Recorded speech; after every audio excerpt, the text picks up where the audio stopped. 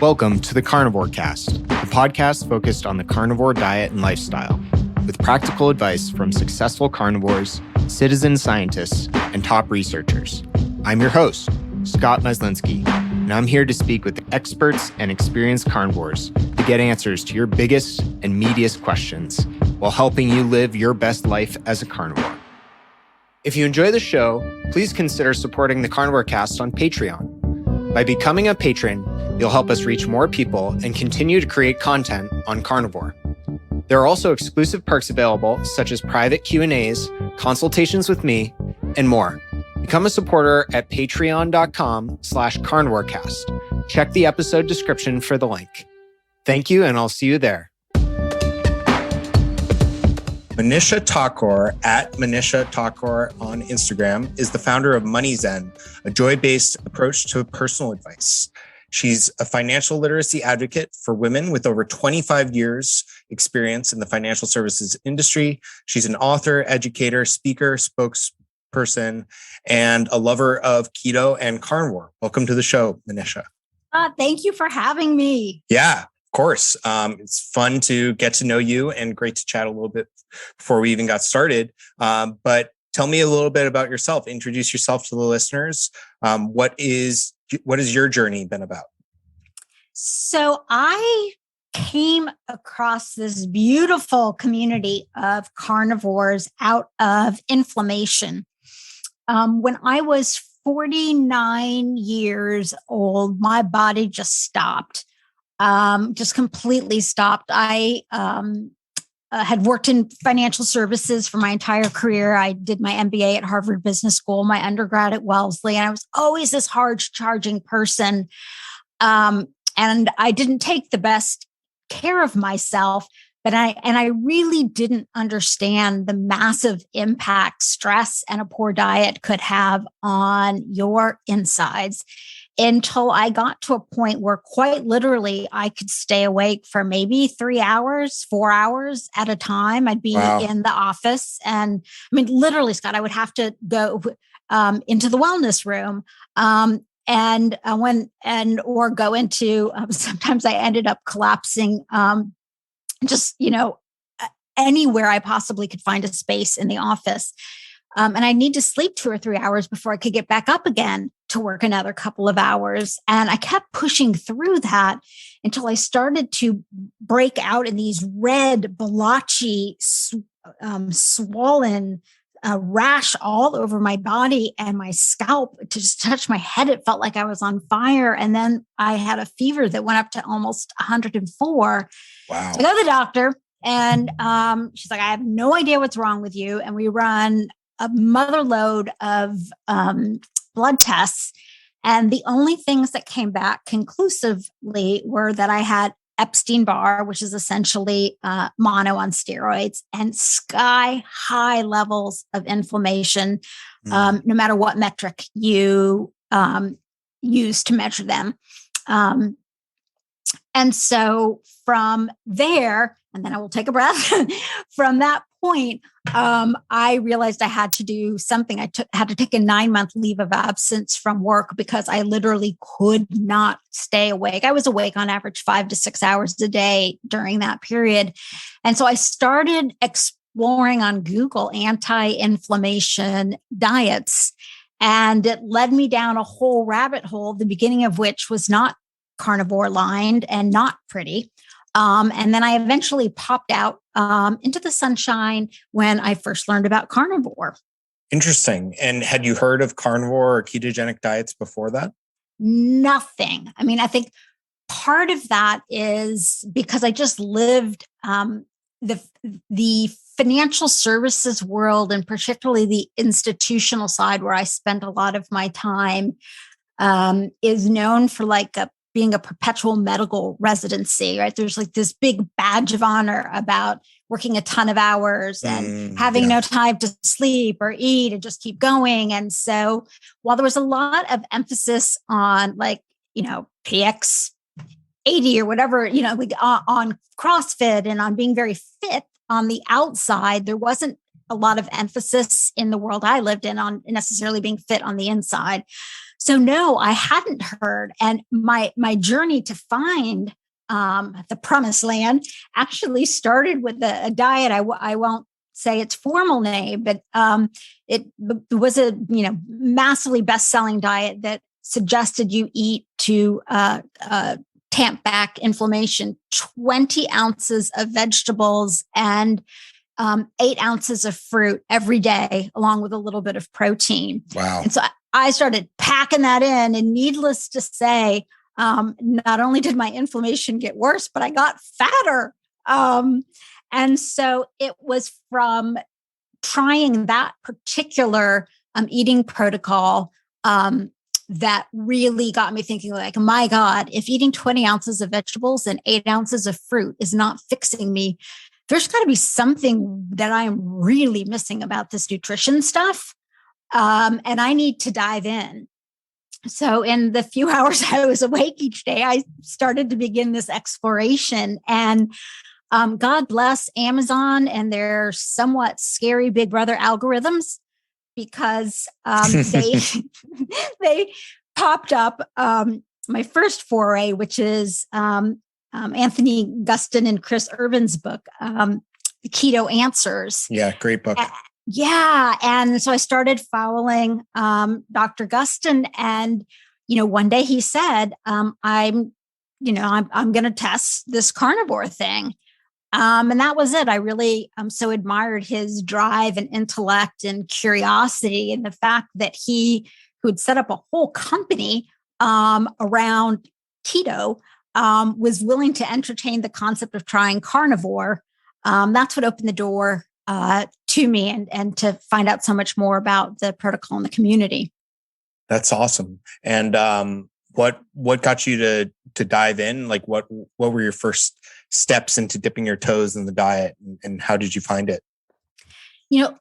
Like so many people that I'm hearing of, and I find it tremendously helpful to hear real people's stories of how they got into this. So I just want to thank you, Scott, for interviewing so many people. And then all the people that have come on your show, other shows, are willing to show up in comments, because you can feel so alone when you're doing this. And just hearing from other people can make such a big difference.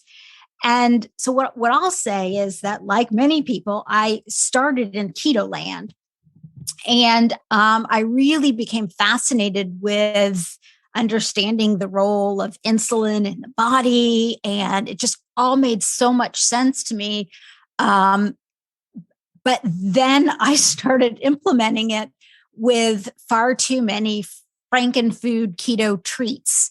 It started with introducing fat bombs. And I recently was cleaning out a shelf in my house, and I had printed off a whole bunch of different keto recipes, and I had divided them into different groups. And I had, for various different, soups or main dishes, I had, maybe 10 sheets of paper. And then I got to like the keto bomb section, and I had like 100 recipes printed off.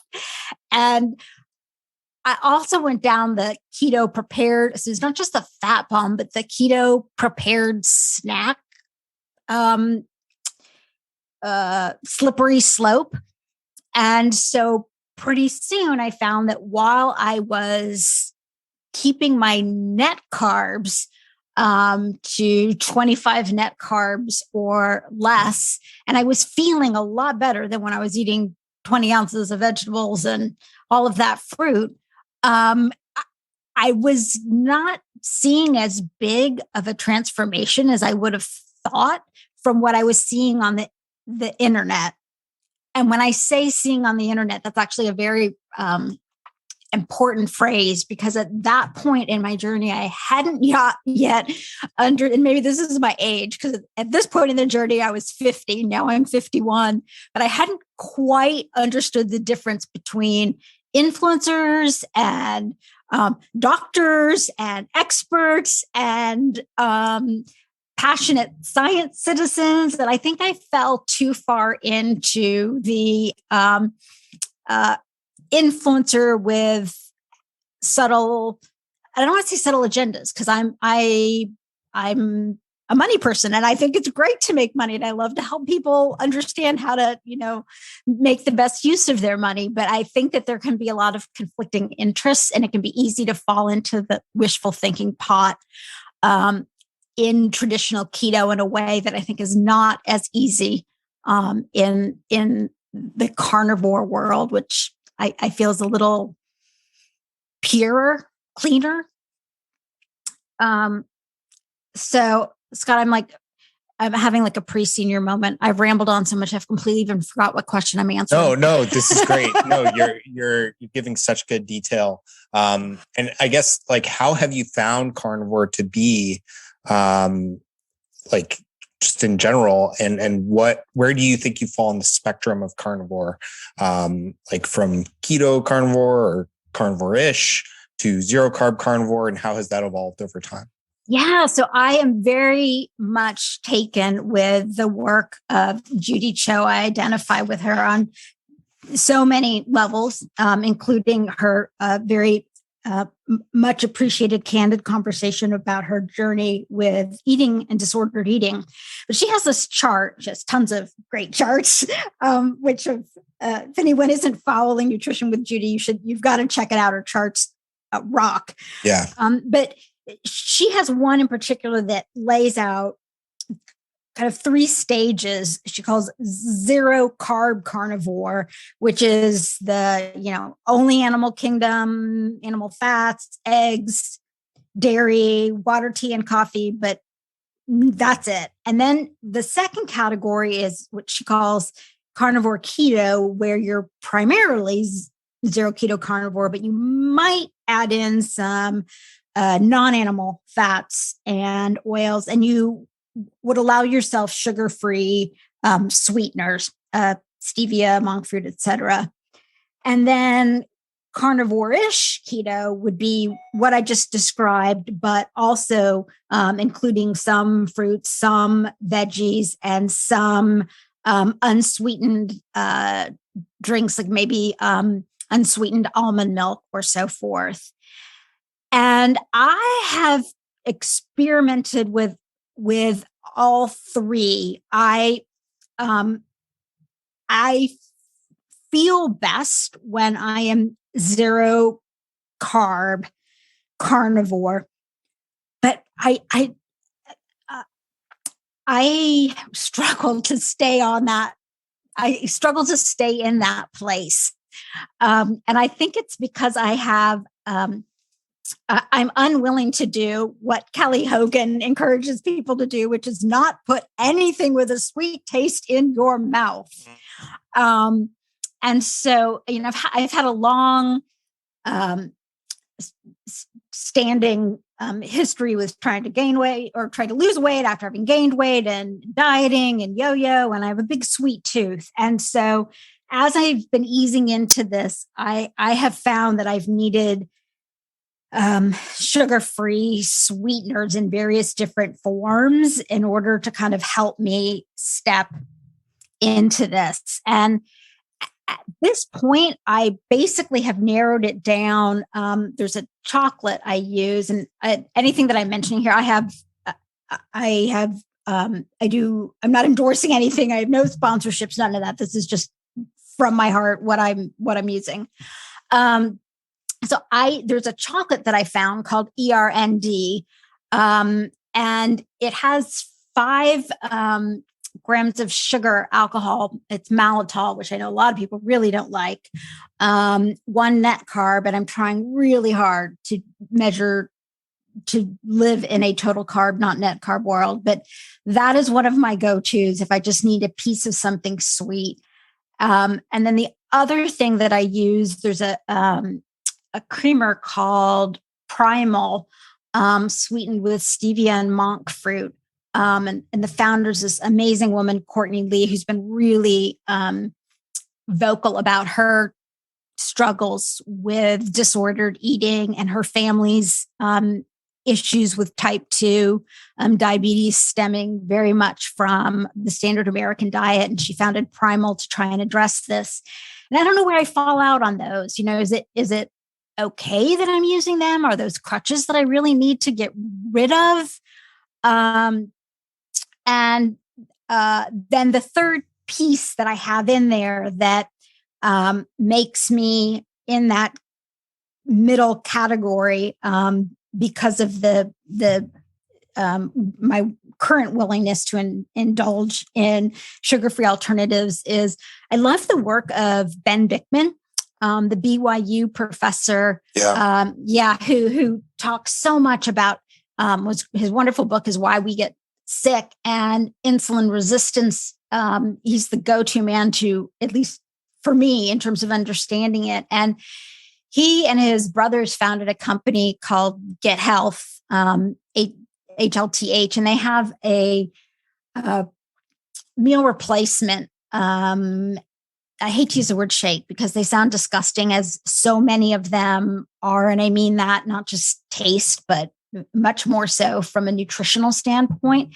But he's created this meal replacement shake that I find it remarkable. It's a 1-to-1 protein fats ratio. And it's, you have to look at it on a net carb basis. It's about 5 net carbs, twice that if you look at total carbs. So that takes me out of my zero carbness. And so on any given day, I will typically have one of those 3 items. The meal replacement shake, if I eat that, I will have that and a ribeye and I'm good for the day. And so, I mean, it's, and if I have that and the ribeye, I'm good for the day. And I've either consumed, 10 total carbs or 5 net carbs. So I'm staying very low, but I do question sometimes whether, am I cheating? Is that not the right thing to do? But I'm 1 year into this and I feel like, maybe at this point, the most important thing is that I am nearly zero. I'm nearly entirely meat-based. But those are my non-meat items. I'm very excited to be partnering with Bioptimizers to bring you guys an awesome new product. Capex helps you digest fat, which we all know is so important on a carnivore or meat-based diet. There are many well-researched benefits to having good fat in your diet. I think it's an essential part of carnivore to make sure you're getting enough fat, not just jamming down protein. But the problem is with too much fat and without proper digestive enzymes and key nutrients, the fat just sits in your stomach and creates a traffic jam. For me, this made me bloated, made me up all night with indigestion. You can feel sluggish, low energy. Undigested fats pass through your GI tract, so you can get greasy, fatty stools, constipation, fatty liver, etc. But Bioptimizers has created an awesome new digestive product called Capex, which is specifically great for carnivore. It helps in a few key ways. One is it can help rev up your cellular metabolism and boosting your energy and your capacity to burn fat as fuel. It also helps your body build new cells on a carnivore diet. And lastly, it can give you really strong focused energy. So I don't recommend taking it past 5 p.m. or so, because it can just wake you up without any stimulants, which is pretty awesome. So I highly suggest you check it out. I had a great podcast with one of the founders and CEO of Bioptimizers, Matt Gallant. If you want to check it out, you can go to kenergize.com/carnivorecast to get a discount. That's KENERGIZE.com/carnivorecast, one word. And you'll automatically get 10% off any package of Capex with coupon code carnivorecast10. It's all one word at checkout. That's kenergize.com/carnivorecast, and hope you guys enjoy. Yeah, I mean, it sounds like you're doing everything right. I don't think you have to be perfect. Even if there was such a thing as perfect, which I don't think there is for a carnivore diet, I don't think you have to be it all the time or right away. It can always evolve. Like, you have the rest of your life to eat however you want and figure things out. And, you're trying something, you found something that works really well for you. So that's awesome. Everyone's version of carnivore is a little bit different. And I always say, find what you can tolerate and feel good on and perform well on, and is getting you results, and you enjoy eating every day. So that's awesome. And let me just ask you a quick question. In the one thing I really struggle to nail down a crisp answer to is, and this will be a somewhat inarticulate question. I'll see if I can sound somewhat logical. I feel like this is Rubik's Cube between total carbs and net carbs on one axis, and then calories along another axis. And it's like finding the right, another person whose work I really have come to respect is Dr. Eric Westman, out of Duke. And, he's run their obesity clinic, now called their keto clinic, for over 20 years. And everything he does has been tested both in his active to-date clinical practice as well as in his research. And, he talks about how you actually can eat too many calories. It is possible, even if they're 0 carb calories. And so how in your mind have you thought about that Rubik's Cube? Do you think in total or net carbs? And do calories play any role in at any point, did they play in a role for you? Yeah, great question. It's a complicated one. You're right. I think, so I'll take it one thing at a time. I think carbs, I think it's different for everyone. I think net carbs can be really tricky if you start subtracting things like fiber and sugar, alcohol. I think I actually really like the way Rob Wolf and the Keto Gains crew frame net carbs, which is only subtract fiber from plants to get net carbs. Don't subtract other things, and try to keep your net carbs. And then where you want to keep your net carbs is totally up to you. There's some people who want it to be 0 or near 0. There are some people who can be in ketosis at 30 net carbs. Some people can be in ketosis at 50 net carbs. There's some people who can be in ketosis at 100 or more net carbs. So, but is ketosis necessarily the goal? So I think it's like just finding whatever way you track it. You don't have to track it, but if you want to track it and measure it, be consistent and find what level works for whatever your goals are. I know that's kind of a vague answer, but that's how I feel about that. And with regards to calories, I think they absolutely matter.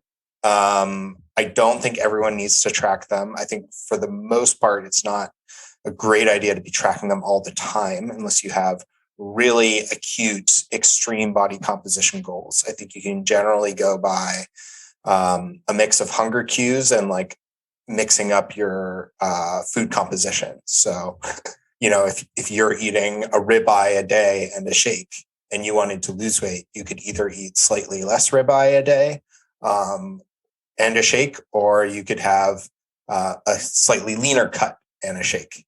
And you wouldn't have to count calories to know you're eating less. And the calories don't necessarily matter, but that would be an easy way to change what you're taking in.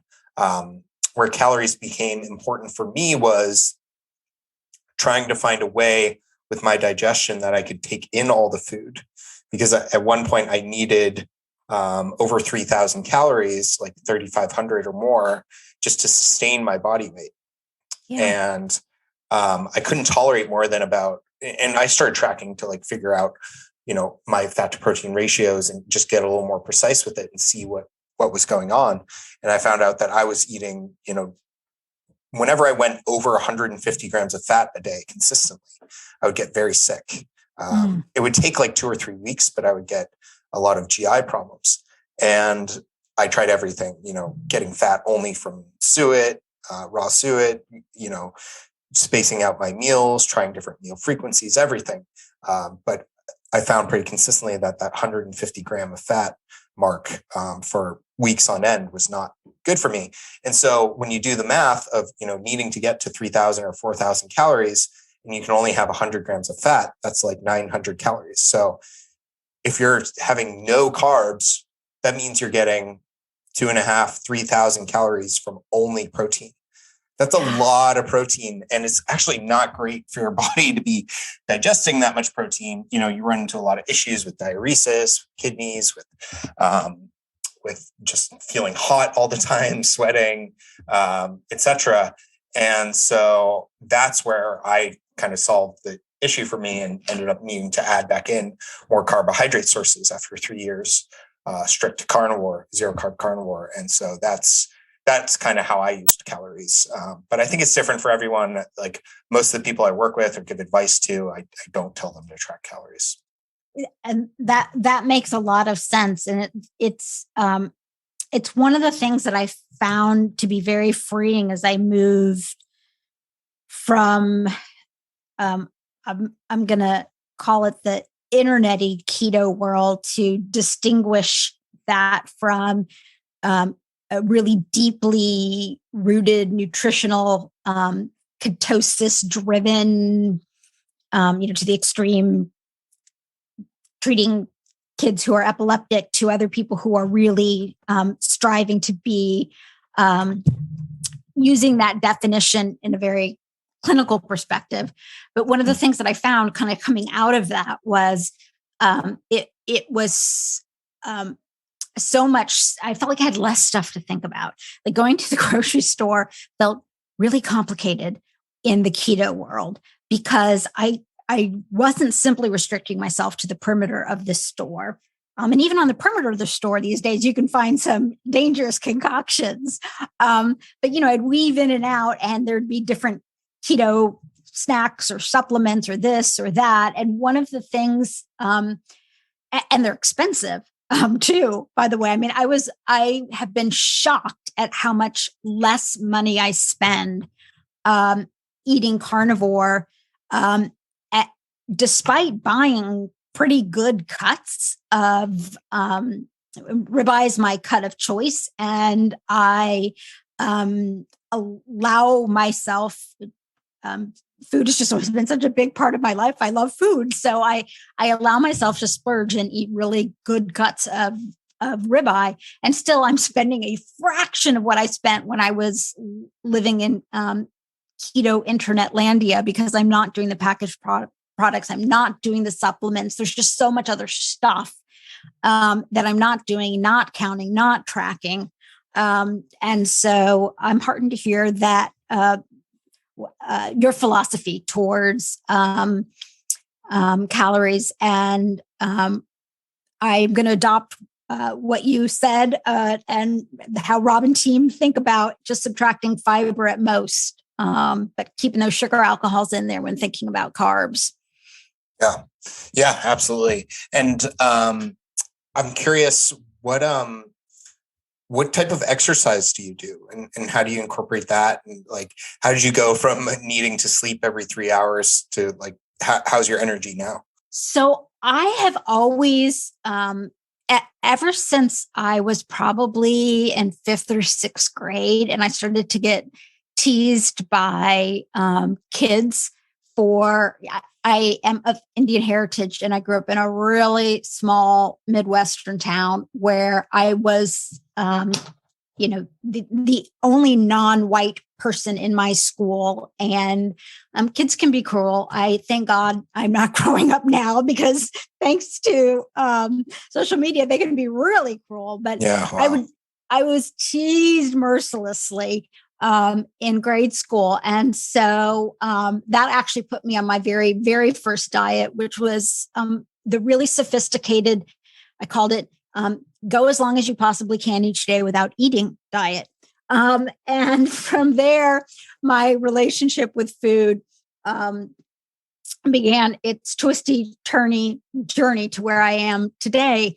But in that period, I also started exercising. And I'm not a particularly skilled athletic person, but man, I would do anything. Like I was playing tennis like a crazy person. I was ice skating like a crazy person. I was running. I was doing anything I could to get calories off.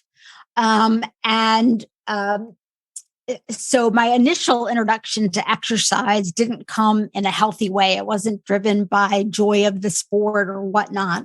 And one of the things that happened as I came back from this massive inflammation, 9 months away from work, couldn't stay awake, episode, was that I had to start slowly. I mean, I literally did not have it. I've always been a triple type A person, and I did not have it in me to do something as extreme as my response to the teasing that I got when I was in grade school. And so I started with yoga. And I actually came to adore yoga, and there are such a wide range of yoga styles. And I now have moved up. In the beginning, I was doing a lot of yin, very calm, but now I do a very active power vinyasa practice. I go 5 times a week. I do it as much for my head as I do for my body. I don't do it for my weight, but it is. I know it has helped my weight because it keeps my head clear, and that then helps me make good dietary choices, and also it gives me community. I really think lack of community can be another thing that can be stressful, isolating, and lead to, cortisol and other hormones popping up and doing the jiggy when we don't want them to. And so I found that to be another wonderful part of yoga. And then I've always loved swimming. So I do yoga and swimming. And then the one thing that I am challenging myself to add in this year in baby steps is resistance training. Not only do we hear so much about how helpful it is in terms of increasing muscle and lean body mass and the, metabolic effects that those positive metabolic effects that those bring. But, when you're a woman over 50, and statistically speaking, you could live into your 90s or your 100s, you'd like your bones to come along with you. And so that's where I stand from an exercise front. I think the main thing that I'd love to share with listeners, for anybody who listens and is like, I am not an exercise person, is the degree to which this is now a part of my life. And I don't think about it as exercise. I think about it as movement. And that's like a completely separate category in my brain from exercise. And it feels so much more joyful when I think about it that way. And then the last thing I'll say, and many people, longtime listeners of Carnivore Cast will more than know this statement, but I didn't, which is really your nutrition completely trumps your exercise program in terms of the effect on your weight and your body composition. And so when I finally learned and could see that was the fact, it made me completely reframe exercise into something that I needed to do as much of as I possibly could shove into a day, to something that could be joyful, a hobby, and put into kind of this movement category and community category and nature category, getting out. And yeah, that's fantastic. I think finding a version of exercise that works for you and checks the boxes is great. And like whatever you enjoy, whatever you think you want to do every day, I think there's a lot to be said for that. And how about Manisha, in terms of like changes and results you've experienced from carnivore? How has it helped with weight loss, body composition, anything else you measure, like your lipids, your have you had any body composition done or anything like that? Yeah. So this is, before coming on, I was trying to think, what on earth could I, a regular old person, share with other people on the carnivore journey that might be helpful? And what struck me the most was kind of what it's like when you are still in the early stages. So it was last December that I let go of the 20 ounces of vegetables and massive amounts of fruit a day and stepped into the keto world. And I would say somewhere around May is when I gradually got full steam into the carnivore world. And so, 7-8 months carnivore and over a year in kind of this universe. When I started, I'm 5'3.5", and as an adult, my weight has bounced between 165 at the high and 125 at the low. And when I started this, I was back up at my high. I was at 165. And as I was doing the whole keto thing, really nothing felt like it happened. Like, I mean, I was, dropping, and I'm not kidding you, like a pound a month. And I felt like I saw no change in my body composition. Once I shifted over to keto, and my goal was, my goal is to drop 30 pounds from my peak. I feel like at my age, I'm at my best at 135 pounds. And so I've dropped half of that. But what is shocked, which I'm thrilled that I've dropped, I'm halfway to my goal in just over a half a year, which feels like a very steady, sustainable pace for me. But the thing that is blowing my mind is that I couldn't fit in any of my clothes, Scott. Like, none of them. I have all these gorgeous outfits from, board meetings and other things that I would go to. And I literally was buying stuff, from secondhand stores because I didn't want to spend frivolously. And I was hoping I wasn't going to stay at this larger size, but I was 12, 14. And even though my weight has gone down, some people might say just 15 pounds, or just halfway to my goal, my body size, my clothes, I'm now wearing a size 6'8". So the fact that I've gone from a size 12, 14 to a size 6'8" in this period of time has just been just so shocking to me. And I had done a DEXA scan and an RMR prior to starting all of this. I can see it in, I was, for my height, I was bouncing up pretty darn close to that obesity 30% range on the BMI. I am now down at 26. So I'm, it's been a big shift. I'm still in the overweight category, but I'm headed in the right direction. But I think the main thing with my exceptionally rambly answer here is that I've learned the difference between weight and body composition. And that has been a huge shocker for me. And so I don't think I'm going to weigh myself again until my next DEXA scan that I'll do, this time next year. And I'm just going to look at how I fit in my clothes and how I feel to assess what's going on. Yeah, that's awesome. I love that attitude. I think, first of all, congratulations. You've made amazing progress, but also relieving some of that stress for yourself is, I'm sure, going to make a world of difference and make it even easier. How has your mental health improved with carnivore, or has it? And why do you think that is?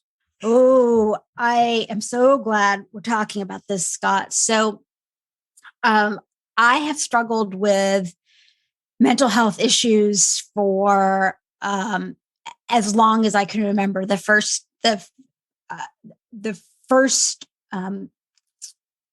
images that come to mind are in high school. And then by the time I was in college, my anxiety and depression was incredibly severe. And then from that point forward, I felt like I lived in this really bizarre space in my head where I was very high performing professionally and academically. And I've been blessed to have achieved some pretty amazing things. I look at what I've done and I'm like, who is that person? Because there's another person, which is the Manisha huddled in a ball on the floor, like unable to get up, just gasping for air. And it turns out I am bipolar. I have bipolar 2, and it went undiagnosed. I can't tell you how many different doctors I've seen over the years. But just like in, the world of visiting your general physician and talking about weight and them telling you to focus in on calories in versus calories out. And clearly they've never read anything by Gary Taubes. The same thing happens in the psychiatric world too. There's not a blood test. It's very difficult to diagnose what someone has. So turns out the reason why I always felt like there was a war going on in my head was because there was a war going on in my head. And so very late in life, in my 40s, I was properly diagnosed and put on a cocktail of medicines, which is typically how bipolar is treated, with an antipsychotic, an antidepressant, and an anti-anxiety medicine. And first of all, I can't tell you what a relief it was to actually, it's going to make me cry, to get properly diagnosed and realize that I wasn't crazy, that there really, I had some wild things going on chemically in my brain. So I have been very afraid to mess with the medicines because I feel like I've gotten my life back with the medicines. And I just said to myself, I will live with these medicines for the rest of my life, because the difference of this versus the two lives that I was leading, the public life and the private life, I just could not go back there. But starting with carnivore, I'd hear people talk about how it improved their mental health. I thought, yeah, but not when you're talking about something like bipolar. And I am ironically talking to my psychiatrist later this afternoon, and I'm going to talk to her about whether we should start titrating down my meds and seeing how it goes, because I feel so good. I'll just give you an example.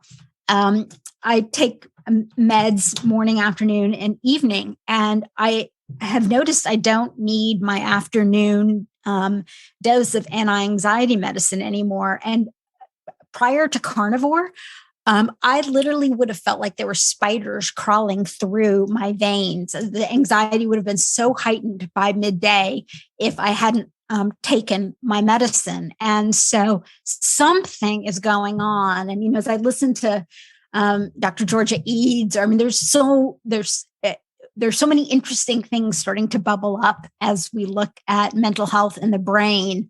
But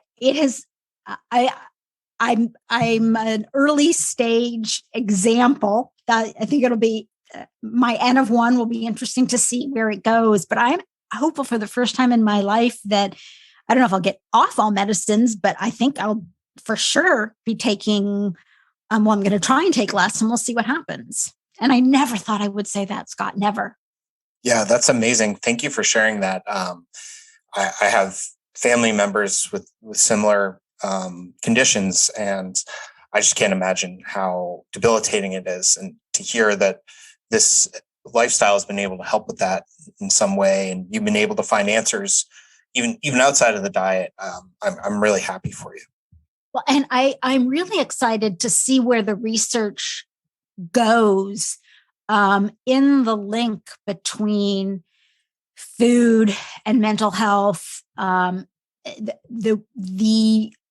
anecdotes that are coming out of the carnivore world of those of us who struggled with anxiety, depression, bipolar, whether it's 2 or bipolar 1, schizophrenia, it's mind-blowing to me, but it also makes so much sense. It's just like the first time you hear about insulin resistance and you're like, oh my gosh, why is no one talking about this?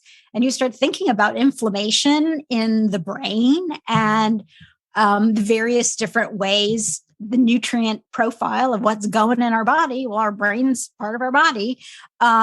And it's getting affected too. And so I'm excited to see, I feel like the world, in the world of health in general, and so many physicians say this, has become a kind of depressing one, and that you're being trained to treat symptoms, not prevent at a root cause level. And I think in the mental health community, we're even further behind, partly because a lot of people don't feel comfortable even telling their doctor that they need some help. And that's one of the reasons why I started speaking out so much. In my professional life, it is extremely uncommon for anybody in the financial services world to want to talk openly and honestly about, there's just a very strong stigma about mental health. And I think a lot of people don't seek help because of the stigma. Then two, when they do seek help, oftentimes the first place they go is their general physician, who gets probably not much more nutrition and help with education in on the mental health side of things as they do on the nutrition side of things. And so it takes a lot of steps to get mental health, to get the correct mental health care, even before you introduce the element of nutrition into it. And so one of the things I'm so excited to see happening in the carnivore world is what feels to me like much more transparency around mental health issues, and also eating issues. I feel like people are very transparent about not just anorexia and bulimia, but the even more prevalent, and I have struggled with this too, binge eating. And it actually is now in the DSM, binge eating disorder. So I feel like disordered eating and mental health issues are just naturally bubbling up in the carnivore community in a way that is so authentic and so heartfelt. And the way individuals are sharing and researchers are investigating, I'm really hopeful that these issues, which are widespread and causing pain in so many places, might actually get some unique answers bubbling up from the world of carnivory. Yeah, I'm hopeful too. I think the mental health aspect of carnivore has always fascinated me, even more than the physical transformations. And you're right, it is a shame that it is still a taboo in so many social situations and industries. I worked in financial services myself for a while. And yeah, I can totally agree that there's just a kind of suck it up and be tough and be a hard charger type A type attitude towards mental health and emotions in general. And Manisha, I'm curious, we've talked this whole time about carnivore, but I want to hear a little bit about the financial literacy and personal finance side. First of all, how has carnivore affected your productivity, your financial confidence, and your ability to do those things you're passionate about? The single biggest impact that carnivore has had on me is that I have expanded my definition and the way I think about personal finance. I've always been fascinated by and wanting to grow my own and clients' wealth, WEALTH. But thanks to carnivore, oddly enough, I now think about the world of finance as wealth, WELLTH. And in my mind, there are two components. There's financial health and there's emotional wealth. And what's happened, I think, especially for a lot of type A folks, and I feel like I'm exhibit A, is it can be really easy to fall into a place where you equate your self-worth with your net worth.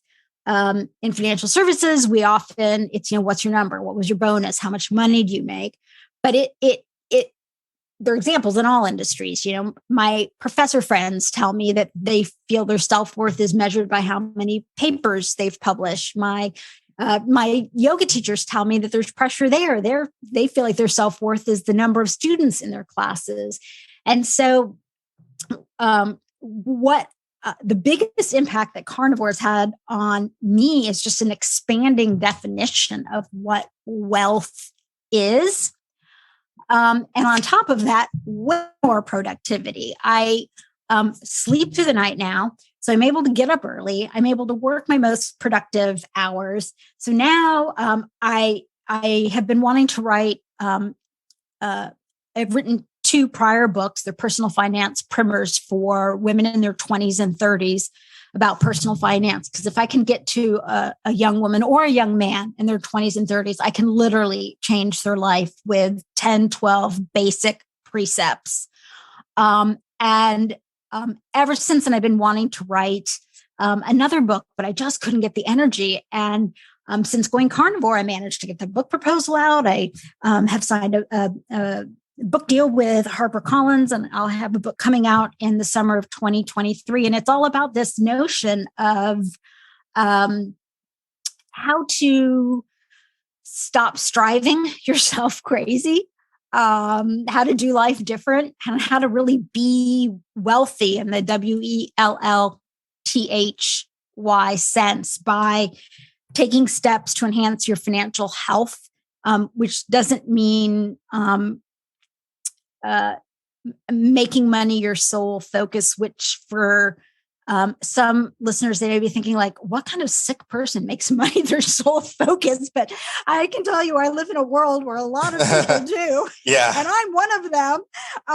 And I'm not proud of it.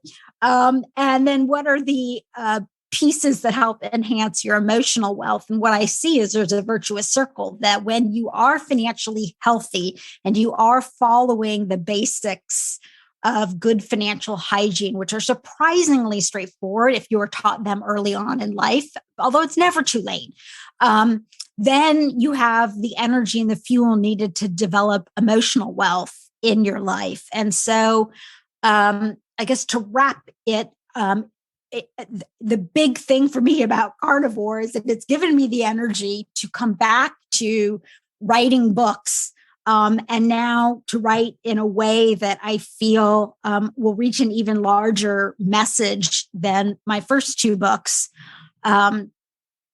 because not everybody wants to know how to raise their credit score or identify how much they need to be saving each year to reach their retirement goals, although they should.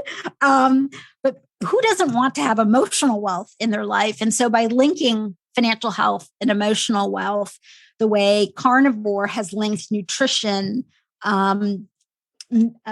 improved mental health, improved inflammation, and it has so many more aspects to it. That is the biggest impact that I've seen financially. That and my grocery budget falling. Because I'm not buying keto junk, and I'm not binge eating, and which is another very expensive food activity. Yeah, that's amazing. Manisha, this has been an absolute pleasure. I think you have such a valuable and interesting story to share. I really want to thank you for coming on and thank everyone for listening. What is something you want to leave the listeners with? And then I'll also ask you to share where people can find you and follow your work. I think the most important thing is to know there is literally no better investment that you can make than in dialing your nutrition into the place that's optimal for you. You do that, and all kinds of other things will fall into place financially and otherwise. So that is my big hot investment tip for 2022 and beyond.